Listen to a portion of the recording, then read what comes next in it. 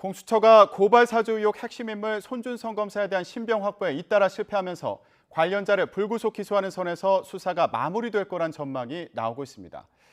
대장동 의혹도 핵심 인물 기소로 윗선이나 로비 의혹에 대한 검찰 수사에 속도가 붙을 거라는 예상이 있었지만 곽상도 전 의원의 영장 기각으로 쉽지 않아 보이는데요. 취재기자 연결해서 자세히 짚어보겠습니다. 김다영 기자. 네, 사회부입니다. 네, 공수처가 고발 사주 의혹을 석 달 동안 수사하고 있는데 핵심 의혹은 여전히 규명하지 못하고 있죠. 네, 고위공직자범죄수사처가 이른바 고발 사주 의혹 수사에 착수한 건 지난 9월 9일이었는데요. 소환 조사도 없이 청구한 체포영장과 구속영장이 기각되면서 무리한 수사라는 비판이 잇따랐는데 두 번째 구속영장마저 법원에서 퇴짜를 맞았습니다. 구속 사유와 필요성, 상당성이 충분히 소명되지 않았다는 게 이유였습니다. 두 차례 소환 조사와 압수수색 등 보강 조사로 고발장 작성자와 전달자를 구체화하는 듯 했지만 범죄 사실을 소명하기에는 부족했던 겁니다.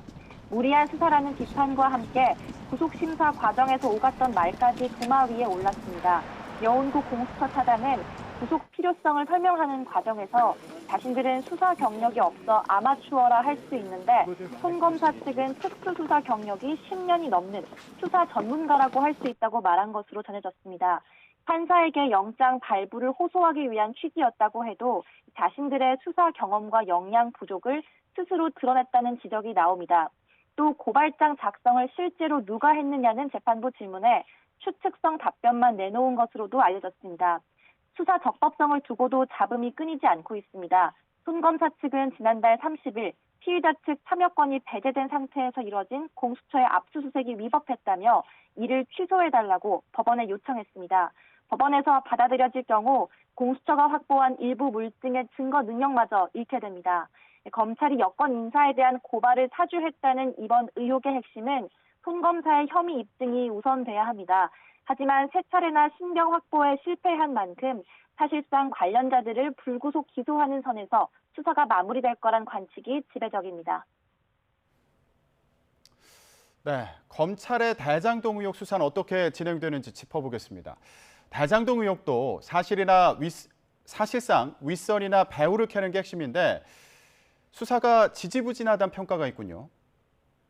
네, 지난주 검찰이 박영수 전 특검과 권순일 전 대법관 등 이른바 50억 클럽 인사들을 줄줄이 소환하면서 로비 의혹 수사에도 속도가 날 것으로 기대했지만 제동이 걸렸습니다. 곽상도 전 의원에 대한 구속영장이 구속의 사유와 필요성, 상당성에 대한 소명 부족을 이유로 기각된 겁니다. 검찰은 곽 전 의원이 화천대유 대주주 김만배 씨 부탁으로 하나은행 측에 영향력을 행사해 컨소시엄 무선 위기를 막아주고 그 대가로 아들의 퇴직금 명목으로 50억을 받았다고 의심하고 있는데요. 돈의 대가성이 핵심인데 청탁 시점과 장소뿐만 아니라 알선 상대를 구체적으로 특정하지 못한 것으로 알려졌습니다. 신분 과정에서는 영장 청구에 적시한 알선 수재뿐만 아니라 추후 뇌물수수 혐의 적용도 가능하다는 취지로 말한 것으로도 전해졌습니다. 혐의를 제대로 입증하지도 못하고 영장을 청구했다는 지적이 나오는 이유입니다. 전담 수사팀 출범 2달이 지났는데 성남시 윗선을 향한 수사도 진척이 없습니다.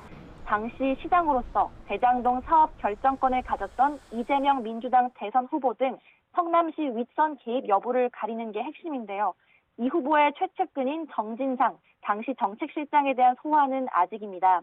정 전 실장은 황무성 전 성남도시 개발공사 사장의 사퇴 압박 녹취록에도 언급되고 유동규 전 본부장과 압수수색 직전 통화한 것으로도 알려진 만큼 조사가 필요한 상황입니다.